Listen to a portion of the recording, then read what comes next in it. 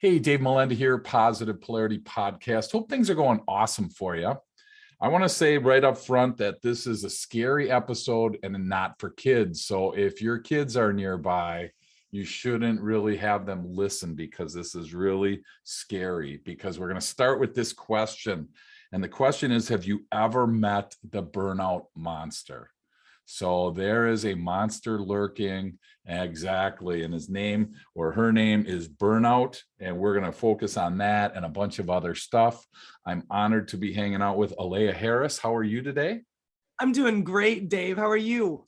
I'm good. Thanks for hanging out with us. You are the founder of Flourish Marketing. So I'm super stoked and excited to know and you're out of LA. So tell me what's going on at Flourish Marketing these days. Flourish Marketing is a boutique marketing agency designed to help empire building entrepreneurs flourish in business and life. And we do that through brand messaging strategy, copywriting, and bioenergetic business coaching. Plus, we have a brand new membership that I'm super excited about called Own It. And that is the membership I needed when I started to keep me from making all the mistakes that I made. It's designed to help people who would rather not be burned out, battered, and lost on their entrepreneurial journey make their first six figures. Wow. Well, I'll tell you what, in today's world, you know as well as I do, everybody owns everything. Right?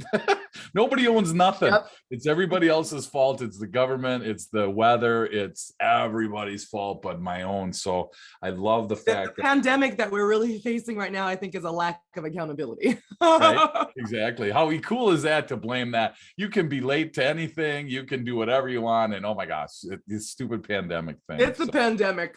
Absolutely. So super excited. So, you also have the Flourishing Entrepreneur podcast that you're running. So that's super cool too. So it's all about flourishing here. So I tried to keep the brand consistent. Absolutely. Who wouldn't want to flourish, right? I mean, do you ever run into people like, oh my gosh, I'm so flourished, I can't do it anymore, right? I have yet to run into that individual. Now, there's a difference between always being type A and never being content, because you can flourish and just be grateful for where you are. But most of the time when people come to me, they have a flourishing problem and they're trying to get to the other side. Sure. And how do they know that? I guess I want to kind of start there, Alea, because I do a lot of work with people that have blind spots. My next book I'm working on is about business blind spots. How do they know where they are? I saw that you have like your 5-minute quiz to uncover what's holding you back from your dreams. Is that a place to start, or where would somebody listening right now start to kind of better understand the journey that you're, suggesting that they take? That is a great place to start. You can go to flourishmarketing.co/quiz-BEBC to take that quiz, but you really don't need me, right? You already know. Most of the time, they know. They are usually denying what they know because they don't like the answer. Yep. I had a coaching client I was talking to the other day, and she was like, oh, I knew that was the answer, but I'm supposed to already have healed from that. Yeah. I'm supposed to already be over that. And I didn't want that to be the answer, but she knew that was the answer from the beginning. Yeah. Right. Well, it's interesting though. I think knowing the answer is part of the issue. The other part of the issue, the other part of the solution, whatever you call it, is really, what do I do about it? So let's say I understand that I'm on the verge of burnout, or I understand that my marketing isn't working, it's not effective. There was one chunk of your content that said how turn social media follows into dollars, and I thought, wow, that's so cool. And I'm guessing that a lot of people listening right now have a ton of social media followers. The question is, or they want them, one or the other. Or they want them, right? Or define follower, right? Somebody in, a different country you never heard of before asked to be, in your network. So you're like, all right, I guess, right? And there's never any connection, any communication. So, how do you do that? How do you start? Let's say you understand that you're struggling with your marketing And then you take this quiz, and what's the quiz going to tell me? What are some things in there that I'm going to learn? If they take the quiz, that particular quiz that I gave the URL for Yeah. is going to tell you which chakra is blocked. I am very woo. We're just going to get it out on the table. I made the woo Kool-Aid. I put the sugar in. I served it at the church picnic. Like, I am very woo. Okay. So I realize not everybody in business is the same. So to make it a little more palatable, I renamed chakras abundance keys. Okay. They are the same. However, it's another way of thinking about, if I unlock this area, this energy center, this thing that is holding me back, then I will be able to experience more abundance in business and life. Okay. In your quiz, your result is the area, the chakra, the abundance key that is most likely to be blocked. It Gotcha. might be trust or intuition or love and connection, willpower and self-esteem. All of these are different areas, and then it gives you tangible things that you can do.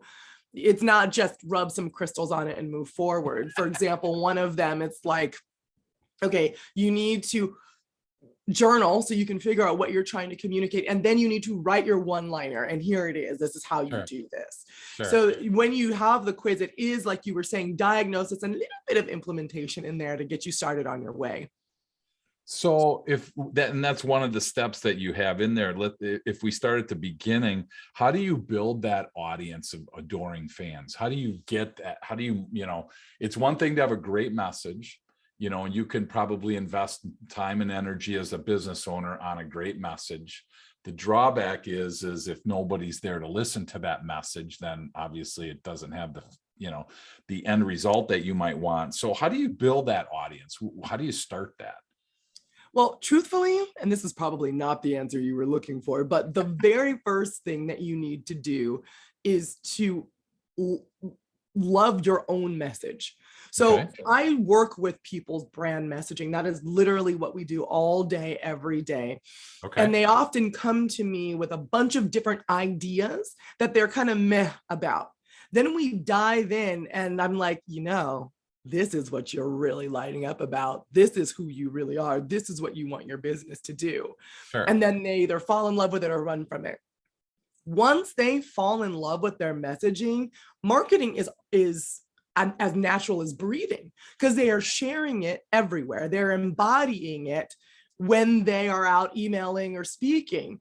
And that is a natural attraction tool, because you're now in alignment. So first off, you can have all of the systems in place, all of the tech, all of the, I send out my social media posts at 5 a.m. every Tuesday, like I'm supposed to, or whatever it is. But if you are not creating and promoting a message that is in full alignment with who you are, then it's not going to work.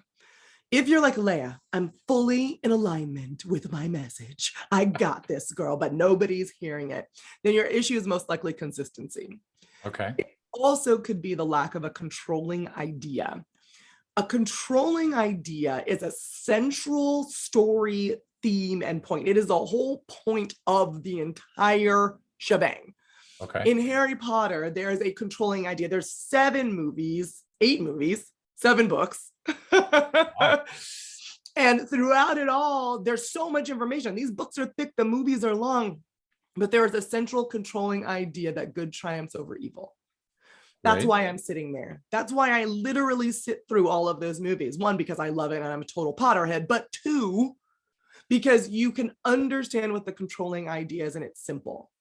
Often I'll read emails or I'll see social media posts, and I'm like, what exactly are you trying to tell me?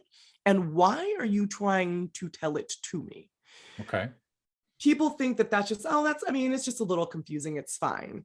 But as Donald Miller, the author of Building a Story Brand, would say, when you confuse, you lose. And what I say is confusion is a profit killer. So you can be doing all of the posting, but if you don't have that controlling idea, and then you're not posting about that controlling idea and that problem that you're solving for your customers on a regular basis, it ain't gonna work. Also, you need to stop trying to beat things. People are always like, I'm gonna beat the algorithm. I'm like, are you? Because the last time I checked, the engineers at Facebook were probably more knowledgeable about that algorithm than you are. Right. Yep. Right.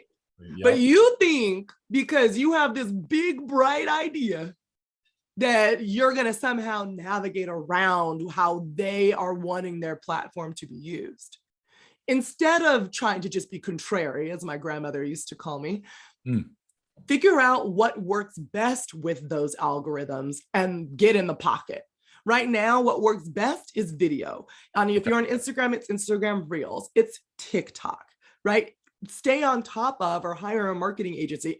I know a great one that stays on top of Flourish marketing. Flourish marketing. It was just subliminal. We just had to put that in there. It's a little subliminal. So exactly. Subliminal message. And you know, the God's honest truth right now is that I am not on top of all of the social media trends. Why is that? Yeah. Because I have an amazing social media manager on my team who is, because it is that overwhelming. I could not run my company and try to stay on top of all of the different ways we need to finagle content and hashtags and keywords, etc., and posting time so that I could make my team successful. I had to hire a body for that. Sure. So if you're sitting here using your ego to drive your marketing because you are looking for a quick fix, you heading in the wrong direction. So you have these people listening right now that sell a widget, I'm going to say, right? And if they were completely vulnerable with themselves and with us, if it was just the three of us talking, they'd be like, you know what? I'm not really that passionate about this widget, whatever that is, you know? And I'm hearing you say, Alea, that I'm supposed to be like over the top about my product, and I'm just not. Okay. It's not the sexiest thing. I'm not selling sandals resorts, you know, I'm not selling all this, you know, sizzle. I'm selling a nut and a bolt. So what do I do? Because I'm guessing there's probably more of those people than we really even know. And they just put that out, like you said, they just kind of gloss over it because it's like, you know what, I'm going to build an audience a different way. I'm just going to cram it down their throat, so to speak. So what do you do with that person if they come to you or they're listening right now and they're just not, you know, in love with what their product is? It's a matter of perspective. Okay. So think about it this way. Let's say you mow lawns for a living. You're a landscape architect. Okay. You can say, I mean, I'm not in love with pushing a lawnmower across the lawn. I'm not in love with grass. I'm not in love with smelling like grass and having grass stains and all of that. That's all I do is mow lawns. Yep. No, my friend. That is not what you do. You give the Smiths a reason to compete with the Joneses. You allow Mr. and Mrs. Smith to have the best house on the block. You allow them to communicate their values of being at a certain status level, at a certain experience of themselves through the way that their lawn looks.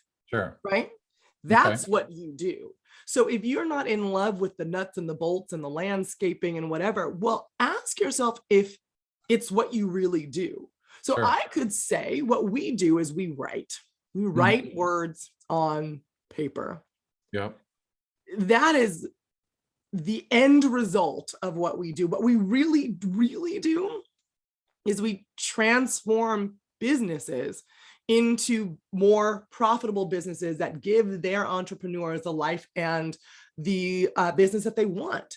We help them leave a legacy of abundance. We build empires. That's what we do at Flourish Marketing. So is that where the story piece comes in? Because you just transition from cutting grass, mowing the lawn, excuse me, whatever you call it, to a complete story about the people, the feelings, the visuals. I mean, it just changed the whole, you know, perspective. So that, to me, I guess that's what you help people do then, I'm assuming, correct? That's how yes. And that's what people buy. So let's go back to our landscape Sure. analogy here. Yep. Say I am Mrs. Smith, and I'm sitting there and I'm looking at my lawn, and it just looks like brambles, just torn up, ain't been cut in months. Yep. Lost your dog in that. I mean, Fido is in there somewhere. I think someone's gonna find him at some point in time. Yep. But I'm not really motivated to solve that problem unless it makes me feel like something. Okay. Right? Unless I'm embarrassed, overwhelmed, frustrated, ashamed, unless I feel something about that problem that I see in front of my face, I am not going to buy. Sure. What I buy is not someone to cut my lawn. What I buy is someone to make me feel proud of my home and proud of myself. I'm buying the fact that I deserve to have the best house on the block because it matches my identity of who I am. Gotcha. That's awesome. So the story that they're telling is not just for themselves to make themselves feel better about going to work every day. Yeah. That's the same story that you're telling to your clients to make them purchase from you. And I got to believe that kind of also, if I was on that lawnmower and I wanted to grow my business and get 3 more people to cut grass, it's one thing for me to put an ad in the paper that says, cutting grass $15 an hour versus creating a story. That story that I created for my customer, I also am going to create for my team, because they got to have the same kind of thought process. I don't want to cut grass the rest of my life. However, if I'm part of this story, I think it turns a whole different, into a different perspective. Yeah. So is that story also help building teams, I'm assuming then too? It helps building team. And I'm so glad you named a price. Cutting grass, $15 an hour. Okay, thanks. Yeah, I need my grass cut. And a little neighborhood kid or whatever, go do it. Right. House lawn transformation so that you have the best house on the block, $40 an hour. Right. Yep. Right? Absolutely. Yeah, absolutely. It's a different experience. I have a different visual in my head. It's not just little Timmy out there with a lawnmower. It's someone who cares about the way my home looks and how it makes me feel. Yep. Interested in winning the subdivision of the month award or the house of the subdivision award, stuff like that. And that's really, I guess that's what's so, I think, important about marketing firms. I have to say that when an economy goes down, when an industry goes down, probably the first thing people look at in their companies is, what can we shave? Well, let's shave that marketing budget, because my gosh, I have no clue what Alea's doing with our money. So cut it in half, she'll be fine. She won't know. She'll be fine. We won't know. I mean, who really will know, right? So I got to believe that that's the first thing that happens. And unfortunately, to me, that's probably the last thing that you really would want to do, is to, to close that spigot off, so to speak. So, because your next one is then create a sales funnel that converts. So now you have this team, you have these, people that are interested, but now we have this pile of people. How do we convert them into an actual customer? And so that's why that's the next step. So how does that work in your world? So marketing, people have all kinds of different definitions of marketing, but to me, marketing is the action and the activity of building lucrative relationships. Okay. So if you think about a relationship, let's say you meet someone at a coffee shop. They're cute, they like you, they ordered a double flappa bubba dabba dabba foam thing drink, and you got the same. Yep. And you start talking and it's great.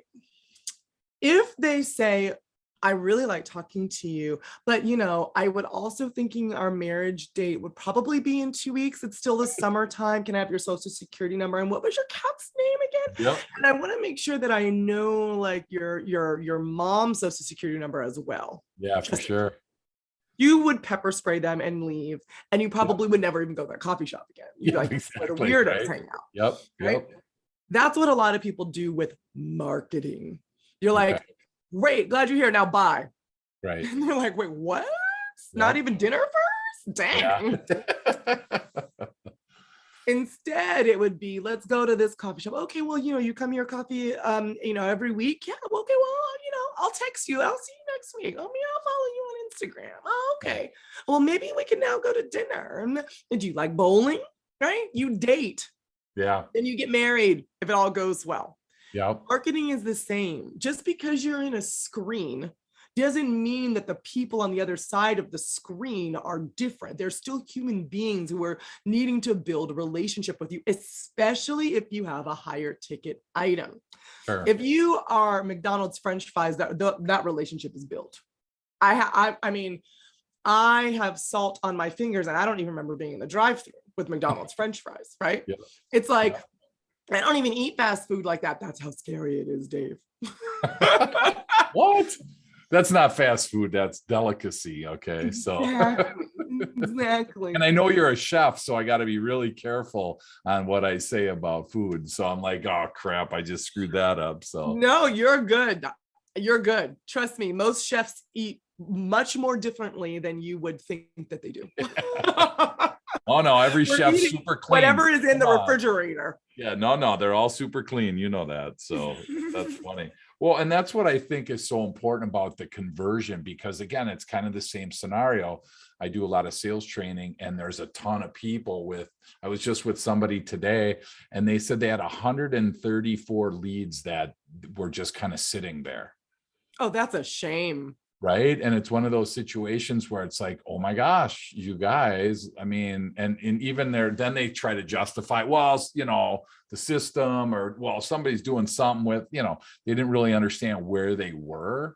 And that's what I think about, what I liked about it. It's, if you create a sales funnel, that's like only half the battle. You got to create a sales funnel that converts, and it converts somebody into a client. But to your point, Alea, it's not where it's an overnight thing. And I try and keep emphasizing this every time I can.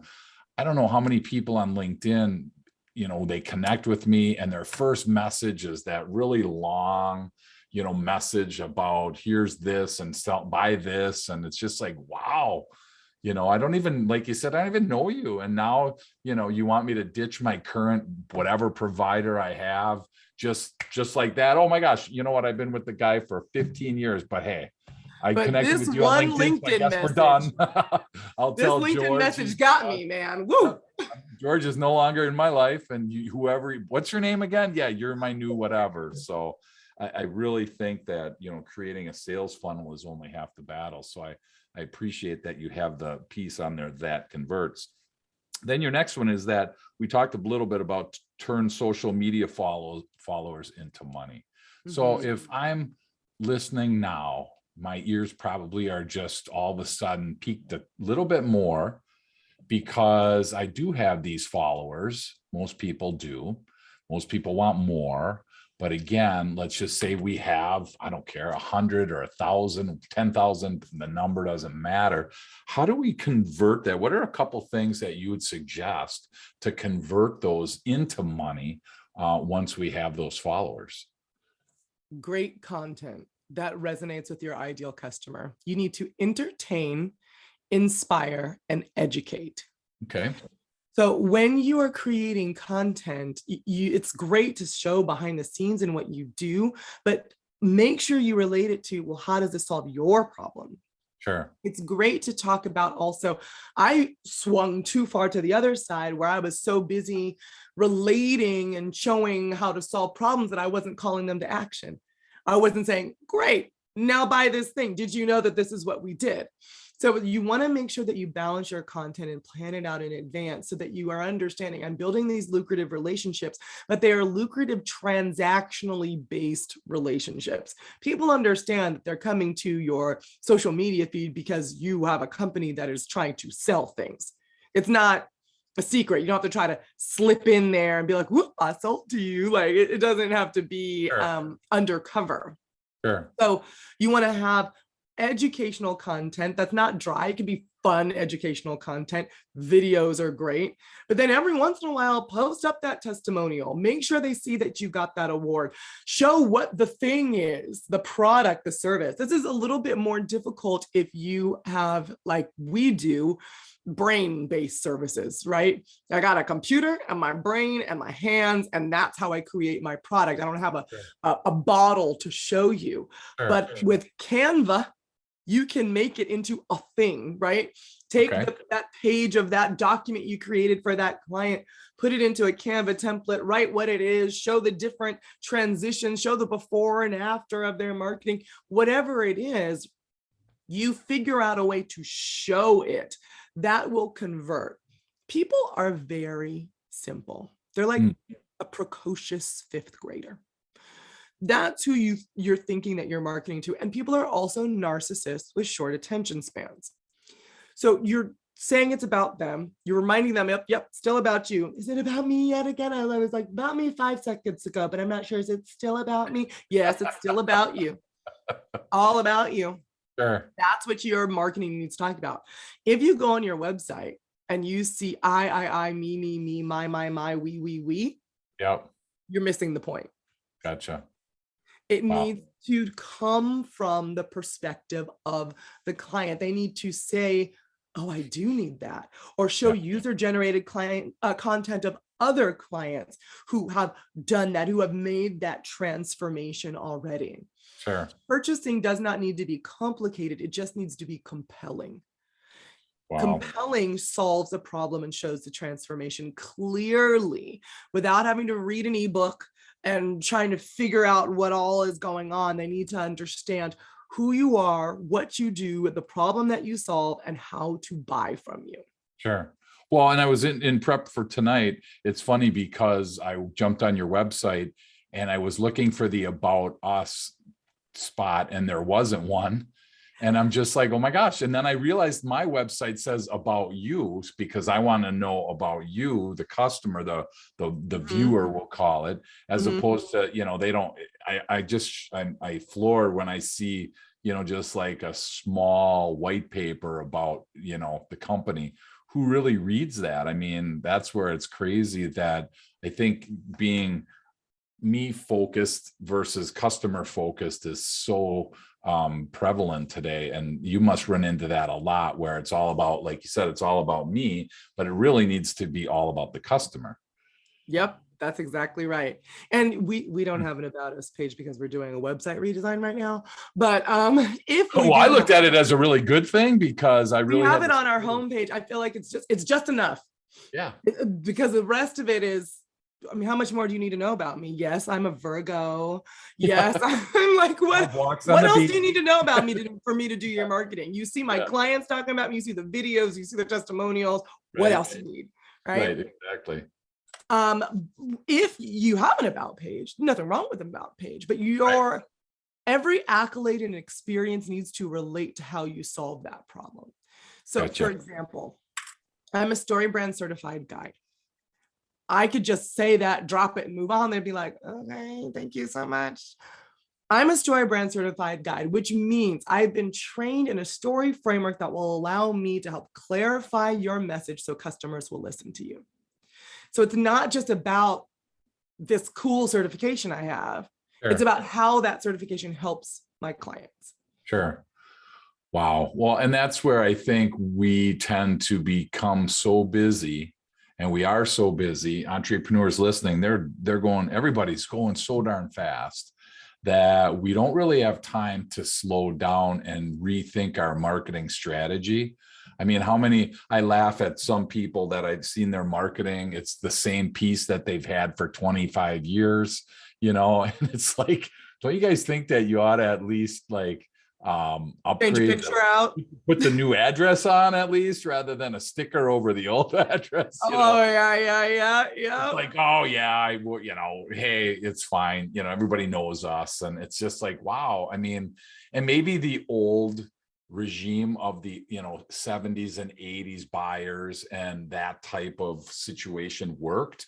But with the new generation of buyers, the new generation of sales professionals, entrepreneurs, I think that we're facing a different battle here.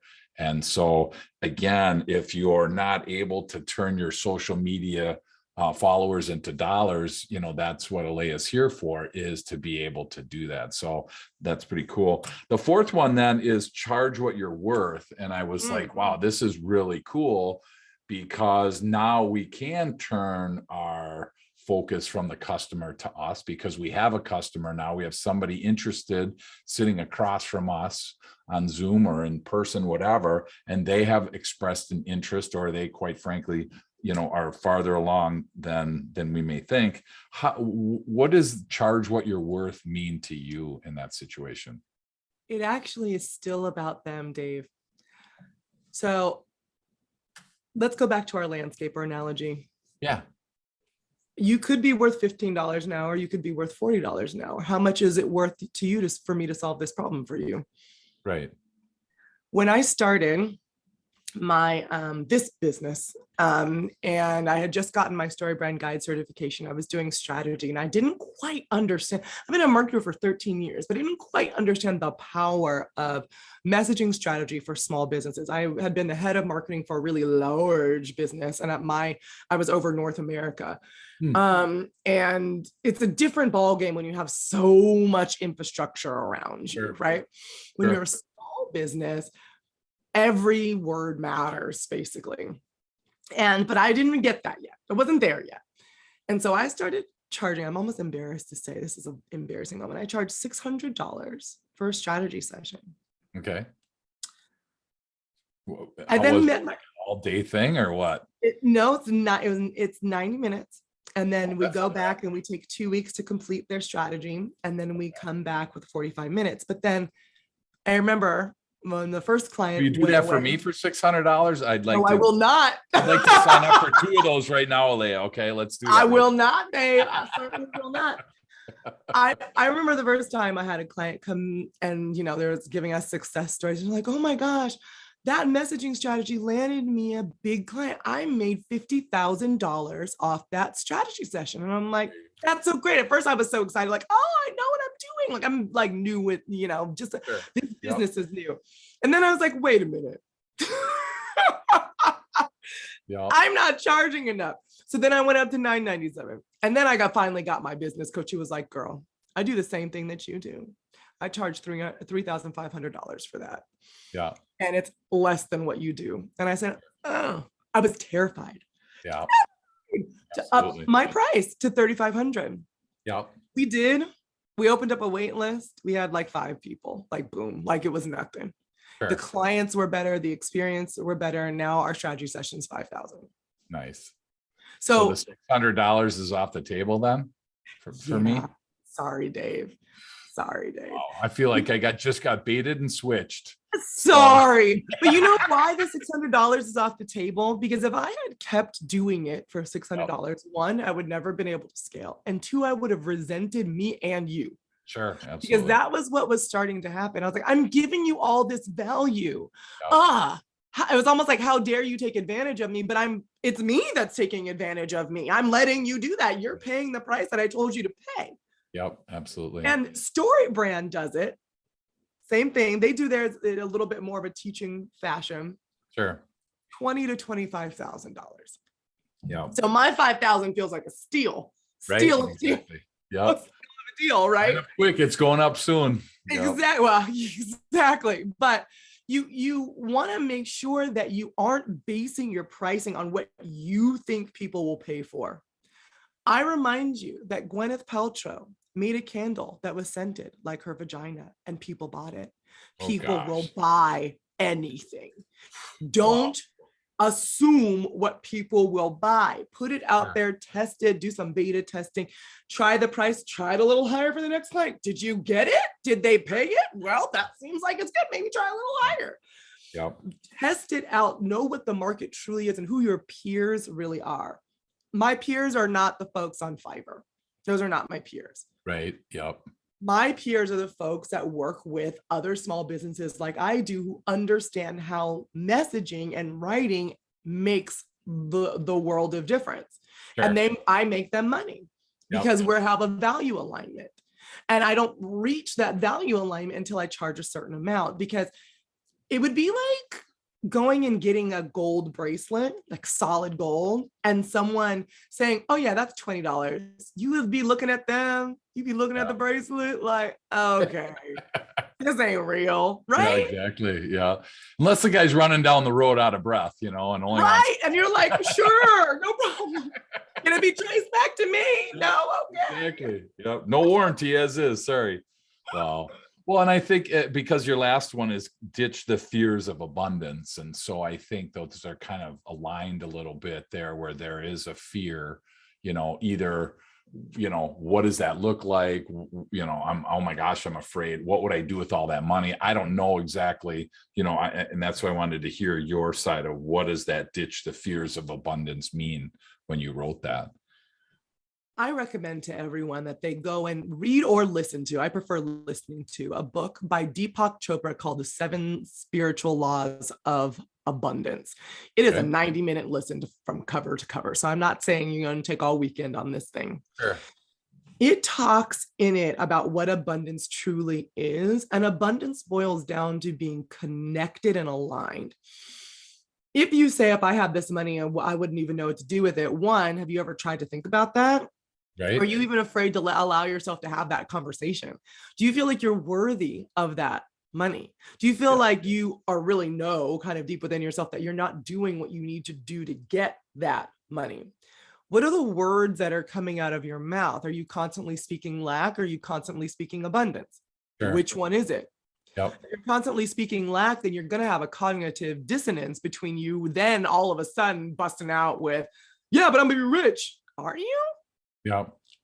Like, what is it that you truly believe about money? And realizing that most people's beliefs about money are developed from their religious upbringing and their family environment. Right. If exactly. you disagree with those, you need to give yourself permission that that's okay. Sure. Yeah. Right. Luckily, my mama was all about making money. She's like, you want to make money? We can make some money. Right. I got a printer in the backyard. Let's just print some money. Let's do this thing. We're all over it. Yep. We can make some money. But I still had hangups around deserving anything. And you have to realize that money is a tool or like a symbol for how you're operating in your life on a regular basis and in just normal basis. Sure. So if you have a fear of money stemming from unworthiness, you have a unworthiness issue, not a money issue. Sure. Mine was an unworthiness issue. My parents divorced when I was 4. My dad was around, but I was always like the last priority. Okay. So I felt unworthy. Everything else was more important than I was. That seeped in to how I operated in the world and then how I valued myself, which made pricing very difficult. Sure. Right? Made sales calls very difficult. Yep. Until I realized that my issue wasn't that I didn't have the right sales script. My issue was that I have a problem valuing myself. Maybe I should go work on that first. Yeah. Wow. Well, and so you have people that are listening right now, and I know it's kind of funny because you have these two camps where, you're watching a football game and you say, he's going to miss this field goal. And everybody in the room's like, quit being negative. Like that has anything to do with that guy's field goal, right? Uh-huh. I mean, you're in a different country, different state, different city, whatever. You have no outcome on that dude's field goal at all, right? So we kind of, I think a lot of people, I'm a black or white person, I see in black and white. So I look at this and I think well, if I don't have any control over that guy's, my words have no control over his football, whether it goes through those uprights or not. It's the same way with me. I can say negative things about myself all day. That's not going to affect me. And I think that's the drawback. That's the blind spot that a lot of people have, is they make that assumption. I personally believe that I'm watching a football game. I have zero control over what happens on that football game. I have a lot of control what I say about my personal life. Mm-hmm. So I don't know if you see a lot of people losing that distinction. It's either all or nothing, or what are your thoughts? Actually would posture that there's not a huge distinction. So if you look about quantum physics and you look at the studies that they've done about particles in existence in 2 different parts of the world at the same time and how they behave when one is affected by an external stimulus, they can actually be interconnected across space and time. Okay. So maybe if you you're kicking a field goal over there and it's just me saying, no, Dave, no, probably not. But if you had a whole mess of people like, no, Dave, no, there is I would never be part of that crowd, Dave, for the record. Thank you. You better not. Right. But if you were to do that, then Sure. there is quantum physics proof that may have an effect. It's the same reason why people get together and pray in mass. Mm-hmm. Because a higher vibration of a lot of people with a distinct focus and intention can affect the outcome. Gotcha. Okay. So I would say it actually is one and the same. Sure. But the good thing is when you're trying to affect the outcome of your life, you don't need a mass prayer session. You just need you. Sure. You need the words coming out of your mouth, the thoughts, and the actions that you take. I mean, you don't even have to be as woo as I am to realize this. Sure. Don't do this, but imagine this. You're driving in your car, you're looking straight. Look to the right. Where does your car go? Yep. Automatically to the right. Absolutely. Automatically to the right. Where your focus goes, where your attention goes, that's where the rest of you goes. Gotcha. And you focus your attention and you communicate that out to the world in the words that you use. Wow, that's well said. Thank you. Thanks for sharing that. Wow. So how does this, as we land the plane today, I want to understand how this all affects the burnout monster. I mean, obviously we have this monster and this burnout piece. We started with it. I kind of want to end with that. You know, when you talked about that, have you ever met the burnout monster? What were you looking at and how does that tie into the marketing piece? This is what had happened was, Dave, I was perfectly fine in my little marketing company, writing emails and sales sequences, but I kept getting people coming to me saying, oh, I'm exhausted. Yeah. Oh, I can't even really get my head around this, but just write the email sequence. It'll be fine. And I'm like, yep. I don't think that's going to work. Take this pill. I think you need more fine. Than an email sequence. Yeah. Right? And it kept happening. It wasn't an isolated incident. I think a lot of it was the pandemic, and people also in the society that we live in, we have very high expectations of ourselves and others in our companies. And I said, okay, look, we got to do it differently. Anybody can write an email sequence, but we can do this to help people, the entrepreneur behind the email sequence. Okay. So that's when I developed the Flourishing Empire framework, which combines energy alignment and business strategy so that you have a flourishing empire. When you are battling the burnout monster, it's very difficult for you to make decisions, communicate your worth, sit on a sales call, write your own website copy, sure. Make your thing. It's difficult to do any of that. Yep. So before you can say, I'm just going to read all the business books and then it's going to happen, you have to get yourself together. Sure. So first you need to get in alignment. Who are you? What are your values? What is burning you out? Getting that detection going. Then you're able to, from an aligned place, put in the ritual and the boundaries and the programming for yourself to manifest what you need to into the world so that you can evolve to the highest version of yourself and the highest version of your company. The burnout monster is always there. He's like a frenemy, right? You're like, oh, hey, girl. Nice hat. Yeah. You get that off, the sales rack. It's like that, right? You hang around each other, but you don't really like each other. That's good. That's good. Man, so and the monster even has a voice. Oh my gosh. You need to take that on the road, Alea, because that's crazy. That's my next career, Dave, right? That's the next phase of voiceovers. Here we go. I'm in. That's cool. I'm maybe the next female Kevin Hart, but taller. There you go. Wow. But if you're trying to get rid of the burnout monster, you're not going to. I mean, it's just about managing that experience as an entrepreneur.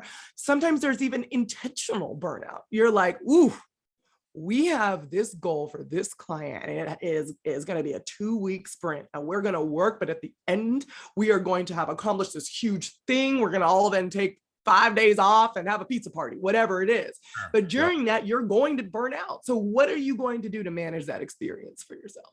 Wow.